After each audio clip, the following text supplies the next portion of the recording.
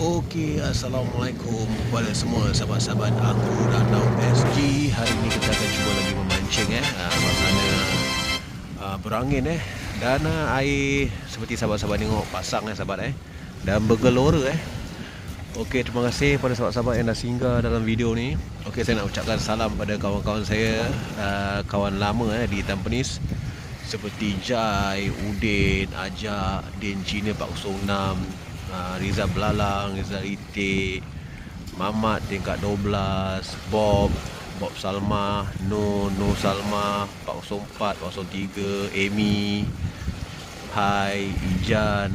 Kalau sis kita seperti Linda, Salma Bob sama Ija, Masita kan Mas Ayu lah dekat 2 tu dengan adik dia, lupa nama. Siapa lagi? Mamat Jongang, Mizan, dan Casey pun sama juga dulu. Casey, banyaklah rakan-rakan di Tampines tu yang mana saya tak sebut tu jangan marah mungkin lupa lah tu. Rakna semualah. Okey, hari ni misi kita mancing ketam, sebab mancing ketam dan tak lupa juga kepada Jai kalau nak main kayak tak boleh 12 orang dan tak boleh pakai rod panjang 12 kaki itu akan mendapatkan ikan paus tapi kalau kita nak mancing kayak 3 orang saja ataupun 2 orang pakai ambu pun tak apa, kerana kita dah tengah. Rod paling terbaik 5,5 kaki ataupun 6 dah cantik. Tapi kalau 12 orang pakai rod 12 kaki, kemungkinan kita akan ditarik oleh white shark white shark. Itu berbahaya Okey, itu info bagi sahabat-sahabat saya yang nak cuba membuat satu world record naik 12 orang.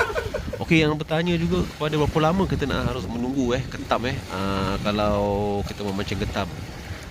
Terpulang pada masa kita. Kalau kita ada masa yang lama, kita boleh setiap 15 ke 20 minit boleh check 20 minit. Tapi kalau macam saya ni, masa 5 minit atau 7 minit saya akan check lah. Itulah masa-masa yang saya dapat lah, ataupun untuk kita check.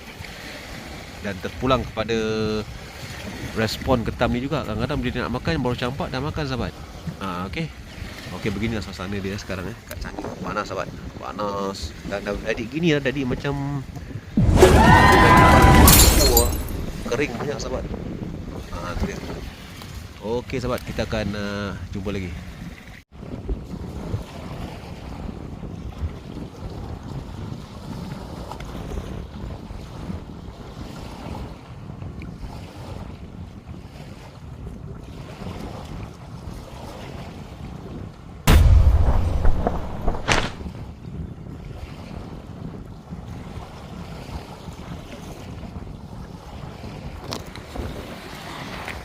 Okey, walaupun angin kuat, kita dapat mendaratkan satu ekor ketam.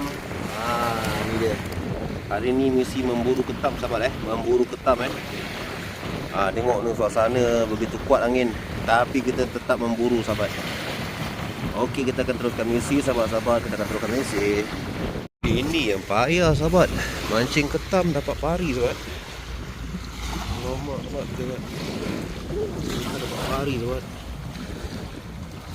Bahaya ni pari ni.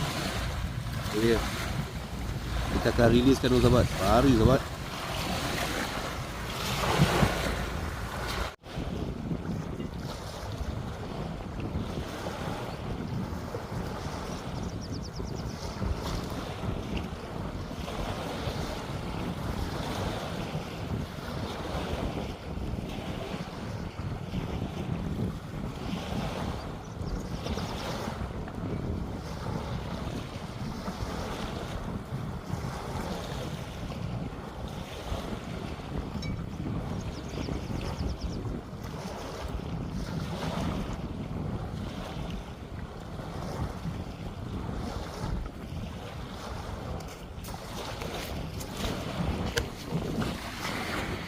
Okey, walaupun apa terjadi, kita dapat double strike sahabat, double strike nampak tak?